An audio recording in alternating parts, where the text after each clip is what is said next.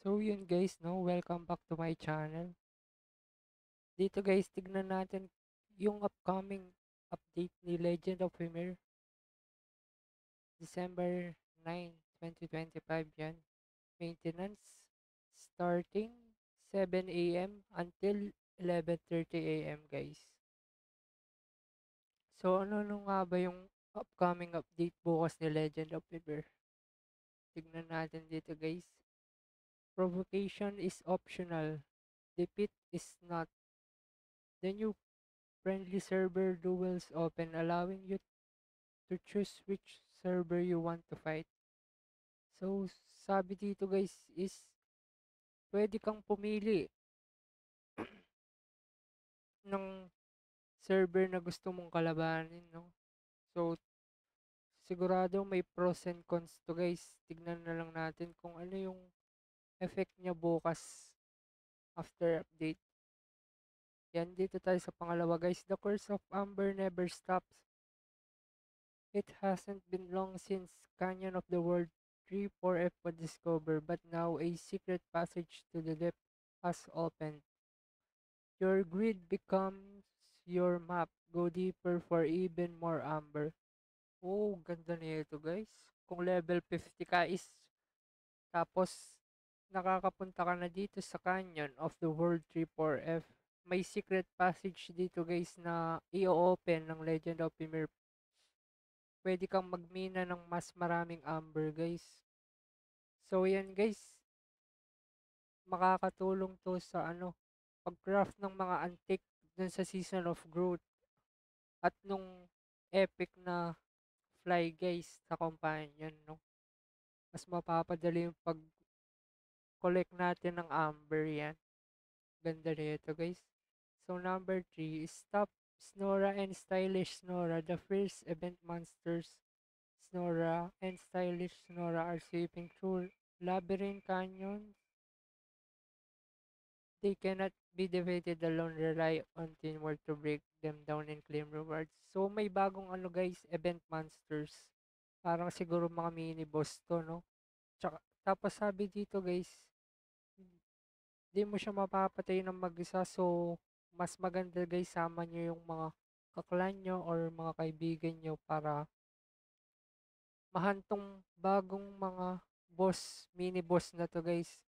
Nagda-drop sila ng sigurado maganda yung rewards nito guys.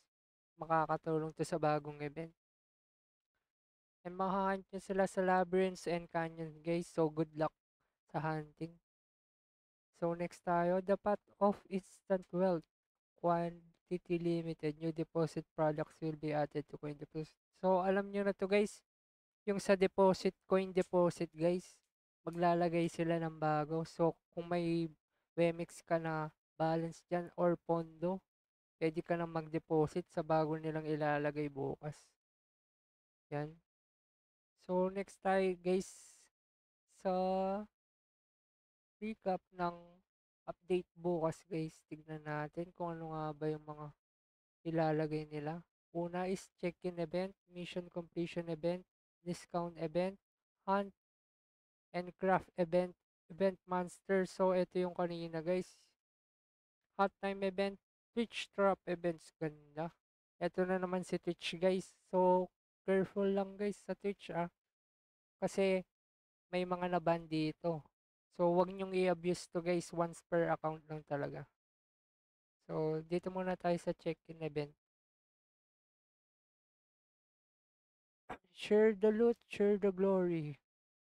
So, alam nyo na to guys, 30 days login. Golden Blade, bagong pamigay.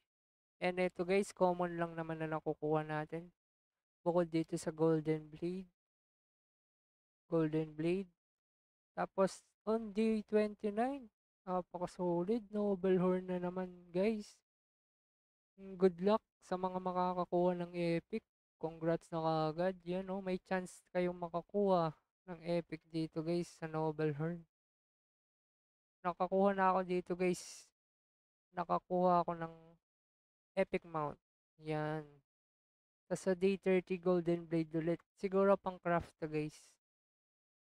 Oo, eto nga siya guys. Pwede mo siyang pang craft ng mga letter.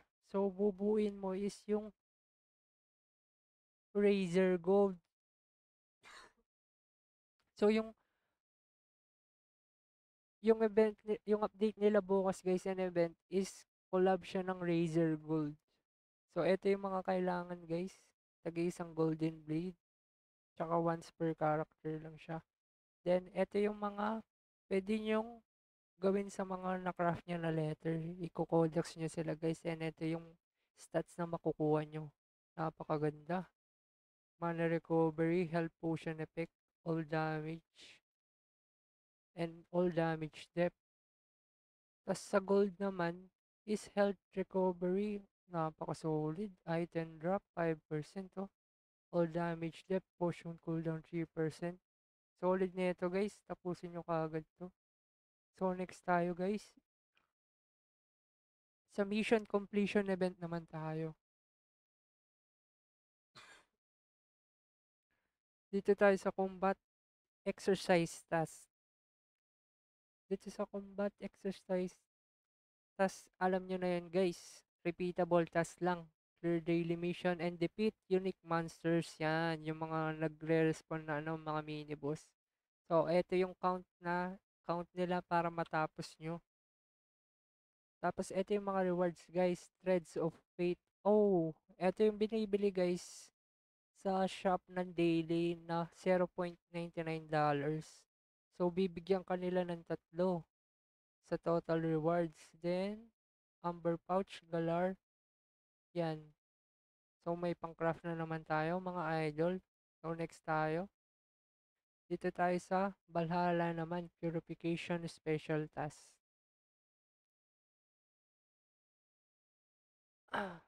So, defeat lang to guys. Basic lang sa inyo to guys. At yung sa Temple of Chaos nyo guys, kung naubos nyo na, nako, baka next week nyo na matatapos to.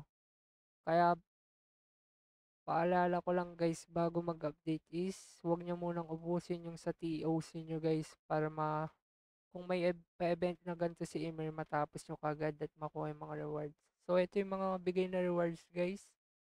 Si The Big Sales, Growth, Enhancement, Hall of Growth. Ganda na ito guys. Plus 30 minutes sa Hall of Growth. Ay 1 hour. Yan, dagdag XP. Enhancement Stone. Tsaka taglilimang necklace of growth tsaka Valkyrie Grail. So may chance kayo maka plus 10 dito guys. So bibigyan ulit kayo ng chance ni Emir. So next tayo is discount event. Yan. Honor Badge discount event. So alam nyo na to guys. Ito yung sa Asgard Castle guys. Na ginagamitan ng Honor Badge. Punta lang kayo dito sa Honor Merchant na si Rashiat. Yan, 50% lahat ng item dun guys. So, unahin yung bilhin yung soul, tsaka yung crystal na pang-craft ng mga epics. Yan, mas makakatipid tayo at makakaipon nun guys. So, pag-update bukas guys, bilhin nyo na kagad yun guys para makaipon kayo para sa next week. So, next, dito muna tayo sa Hunt and Craft event.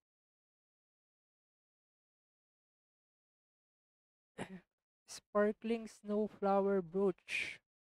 You can collect the sparkling snowflower brooch items from Kara, Labsvapa, Oakbang, Temple of Chaos, Ragnarok, Canyon.